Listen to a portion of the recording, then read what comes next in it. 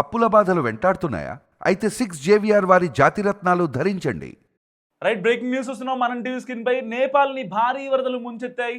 రుసువా జిల్లా అయితే తడిసి ముద్దయిందని చెప్పాలి. 12 గ్రామాలు ధ్వంసమయ్యాయి. దాదాపుగా 1000 మంది ఈ వరదల్లో గల్లంతయ్యారు. గల్లంతైన 1000 మందిలో 105 మంది భారతీయ టూరిస్టులు ఉన్నారు. వీళ్ళల్లో 25 మంది పోలీసులు సహా 50 మంది ఆర్మీ సిబ్బంది కూడా మిస్ అయ్యారు. టిబెట్ వైపు నుంచి ఒక్కసారిగా పోటెత్తిన వరదలతో నేపాల్ అల్లకల్లోలమైంది.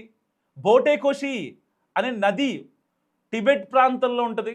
సో దీనికి సంబంధించి ఆ నది ఉగ్రరూపం దాల్చడంతో ఇటు తిమోరీ కావచ్చు, ఇటు సాబ్రూపేసి ప్రాంతంలో తీవ్ర విధ్వంసం జరిగింది. మీరు చూస్తున్నారు మనం టీవీ స్క్రీన్ పై ఆ వరదల్ని ఎక్స్క్లూజివ్గా. కొట్టుకుపోతున్న ఇళ్ళు అండ్ భవనాలు. సో భారీ సంఖ్యలో టూరిస్టులు గల్లంతయ్యారు.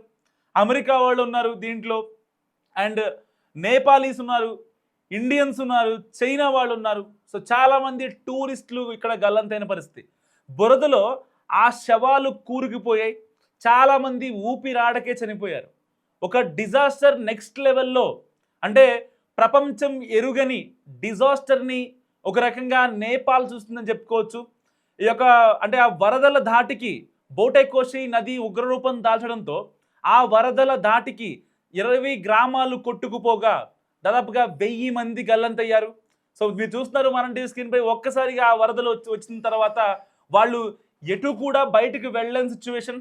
సో ఆల్మోస్ట్ అయితే ఆ ఎడ్జిల్లో ఉంటాయో నదీ తీర ప్రాంతానికి సంబంధించిన అయితే ఆ యొక్క కెనాల్ ఉందో ఆ కెనాల్లో వచ్చిన వరదలు ఆ ఎడ్జ్ ప్రాంతంలో ఉన్న కట్టడాలు మొత్తం కూడా వాటర్లో కలిసి వెళ్ళిపోయాయి. అండ్ దాంతోపాటు ఫుట్ ఓవర్ బ్రిడ్జ్లు కావచ్చు, చిన్న చిన్న వెహికల్స్ వెళ్ళడానికి అయితే 2 వీలర్ 4 వీలర్ చిన్న అంటే హెవీ కంటైనర్స్ వెళ్లకుండా నార్మల్ వెహికల్స్ వెళ్లేందుకు వీలుగా అక్కడ ఏర్పాటు చేసిన ఫుట్ ఓవర్ బ్రిడ్జ్లు కావచ్చు. ఎందుకంటే నేపాల్ మొత్తం హిల్ స్టేషన్లో ఉంటుంది. సో ఆ ప్రాంతంలో ట్రాన్స్పోర్ట్ కావచ్చు మ్యాక్సిమం ఎక్కువ రోడ్ల త్రూగా ఉండదు. సో ఈ యొక్క ఫుట్ ఓవర్ బ్రిడ్జ్ల మీద నుంచే ఉంటుంది. అలాంటి చోట్ల ఇలాంటి వరదలు రాకటంతో ఒక్కసారిగా జనజీవనం స్తంభించిపోయింది. సో ఇప్పటికైతే వరదలు శాంతించినప్పటికీ ఆ వరదలు చూపించిన ఒక అంటే విపత్తు ఎంత దారుణంగా ఉందంటే అంత దారుణంగా ఉంది. ఆల్మోస్ట్ 1000 మంది గల్లంతయ్యారు. చాలామంది ఊపిరాడక చివరి నిమిషంలో ఎవరు సహాయం చేయలేని సిచ్యువేషన్లో వాళ్ళంతా అనంత లోకాలకు వెళ్ళిపోయారు. అయితే ఇప్పటికే నేపాల్ పోలీసులు ఒక రెస్క్యూ ఆపరేషన్ చేపట్టారు. ఇటు ఆర్మీ పోలీసులు, ఆర్మ్డ్ పోలీసులు, ఇటు నేపాల్ పోలీసులు సంయుక్తంగా ఎవరైతే వరద ప్రభావిత ప్రాంతంలో కొట్టుకుపోయారో వాళ్ళందరి డేటా కూడా ఇప్పుడు అఫీషియల్గా కాసేపట్లో వాళ్ళు అనౌన్స్ చేసే అవకాశం ఉంది. ఇటు ఆల్మోస్ట్ నేపాల్లో మెరుపు వరదలు దేశాన్ని అల్లకల్లోలం చేశాయి. 1000 మంది చనిపోతే దాదాపుగా 1000 కోట్ల రూపాయల నష్టం వాటిల్లింది నేపాల్లో. సరిగ్గా 4 గంటల ఈ వరద బీభత్సంతో దాదాపుగా 1000 కోట్ల రూపాయల నష్టం వాటిల్లింది నేపాల్ దేశానికి. బోటేకోషి నదికి సంభవించిన ఆకస్మిక వరదలతో ఇటు నువాకోట్ కావచ్చు, తాండింగ్ జిల్లాలు కావచ్చు ఒక్కసారిగా అట్టుడిగిపోయాయి. మీరు చూస్తున్నారు మనం టీవీ స్క్రీన్ పై. సో ఈ ఘటనలో ఆల్మోస్ట్ 1000+ పీపుల్, ఇప్పుడు ప్రజెంట్ అప్డేట్ అవుతున్న దాని ప్రకారం 1000+ పీపుల్ మొత్తం గల్లంతయ్యారు. సో వాళ్ళ పరిస్థితి ఇప్పుడు ఏంటి, అసలు వాళ్ళు బతికున్నారా లేదా అనేది కూడా ఎవరు ఎక్స్పెక్ట్ చేయనటువంటి ఒక విపత్కర సిచ్యువేషన్. నేపాల్ మీడియా కావచ్చు, అక్కడ ఉన్న అధికారులు చెప్పేదాని ప్రకారం టిబెట్ సరిహద్దు వైపు నుంచి వచ్చిన వరద అయితే బోటేకోషి నదికి ఆకస్మికంగా అన్ఫార్చునేట్గా వచ్చిన ఈ యొక్క ఫ్లడ్స్, సో మొత్తం అక్కడ ల్యాండ్ స్లైడ్స్ని ఒకసారి కుదిపేసింది. సో ఆ యొక్క అంటే ఆ రివర్ అయితే పొంగిన తర్వాత వచ్చే కాలువలు ఏవైతే ఉంటాయో అక్కడ ఆ బ్రాంచెస్ దగ్గర ఉన్నటువంటి చిన్న టూరిస్టులు ఉండటానికి చిన్న హౌసెస్ కావచ్చు, లేదంటే ఆ రూములు కావచ్చు, అక్కడ అమ్ముకునే వాళ్ళు కావచ్చు, చిన్న బిజినెస్లు వ్యాపారాలు చేస్తున్న వాళ్ళు కావచ్చు, వాళ్ళ ఇళ్ళు మొత్తం కొట్టుకుపోయాయి. సో ఒక్కసారిగా లిటరల్గా చెప్పాలంటే నేపాల్ అంటే 3D అంటే డిజాస్టర్, డిస్ట్రాయ్, డిస్ట్రక్షన్. సో అంత నెక్స్ట్ లెవెల్లో అక్కడ వరదను మనం చూస్తున్నాం మనం టీవీ స్క్రీన్ పై. సో విస్తృత నష్టాన్ని కలిగించి అనేక గ్రామాలను ఊడ్చిపెట్టింది ఈ యొక్క అనుకోని వరద. నువాకోట్, తాండింగ్ జిల్లాల్లో ఇప్పటి వరకు దాదాపుగా 100 మృతదేహాలను వెలికి తీశారు అక్కడి అధికారులు. సో ఇటు నేపాల్ టూరిజం బోర్డు ప్రకారం వరద ప్రభావిత ప్రాంతంలోని దాదాపుగా 1000+ విదేశీయులు, ఆల్మోస్ట్ 93 మెంబర్స్ నేపాలీలు సహా, సో ఇటు 1000+ పీపుల్ మొత్తం గల్లంతయ్యారు. వీళ్ళల్లో 105 మంది భారతీయులు ఉన్నారు. అంటే అఫీషియల్ ఇన్ఫర్మేషన్ ప్రకారం ఒకవేళ అంటే అక్కడి టూరిజం బోర్డుకి తెలియకుండా అక్కడి నుంచి ఎవరైనా కనుక భారతీయులు వెళ్ళినట్లయితే ఆ ఇన్ఫర్మేషన్ దీంట్లో ఇంక్లూడ్ అవ్వదు యాక్చువల్గా చెప్పాలంటే. సో వాళ్ళ దగ్గర ఉన్న అఫీషియల్ ఇన్ఫర్మేషన్ ప్రకారం మాత్రమే 105 మంది భారతీయులు ఉన్నారు. అండ్ రుసువా జిల్లాలో కనీసం దాదాపుగా 50 మంది నేపాల్ పోలీసులు మొత్తం గల్లంతయ్యారు. సాయుధ పోలీసు దళానికి చెందిన 7 సిబ్బంది కూడా గల్లంతయ్యారట.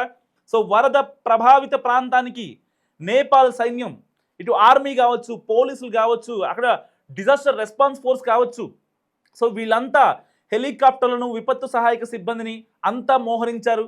ఎక్కడన్నా అంటే ఆ ల్యాండ్ స్లైడ్స్ దగ్గర వరద వస్తుందని ఎవరన్నా ఇబ్బంది పడుతూ ఉన్న వాళ్ళని కూడా మొత్తం కూడా కాపాడుతున్న సిచ్యువేషన్.